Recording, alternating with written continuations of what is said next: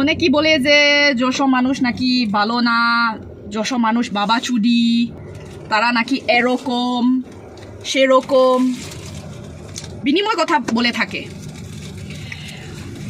কিন্তু আমি যতদূর জানি, আমার সাথে যে যশোরে যত মানুষের পরিচয় হয়েছে, কারো মাঝে তো আমি কখনো খারাপ কিছু দেখিনি। বিশেষ করে আমার টিচার কথা না বলে নয়,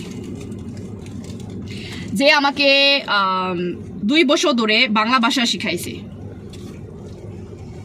আমার টিচারের বাসা হচ্ছে যশোর জিখোগাসা থানা, গোদখালি, পানিসারা গ্রামে। স্ক্রিনে হতো আপনারা তাবিক দেখতে পারছেন। তিনি খুবই একজন ভদ্র মানুষ। দীর্ঘ 2 বছর সে আমার সাথে কখনো কোনো বাজে আচরণ করে নেই। বরঞ্চ আমি যখন যেভাবে তার কাছে হেল্প চাইছি, টিকটকে যত ভিডিওগুলো আছে বাংলা ভাষায়, তো তখন সে আমাকে সেভাবে হেল্প করছে। আর বিনিময়তে কখনো কোনো কিছু ডিমান্ড করে নাই। তো এজন্য আমি তার প্রতি অনেক অনেক কৃতজ্ঞ। আরেকটা কথা,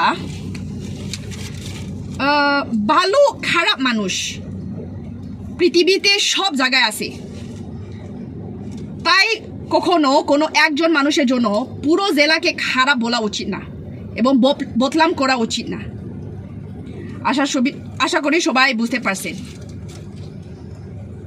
কারণ আমিও নিজে একটা বিদেশি হইয়া আমি অনেক কষ্ট করে আমি বাংলা ভাষা শিখছি। ওকে, আর আমার টিচার বাড়ি হলো যশোর। ওকে, ধন্যবাদ।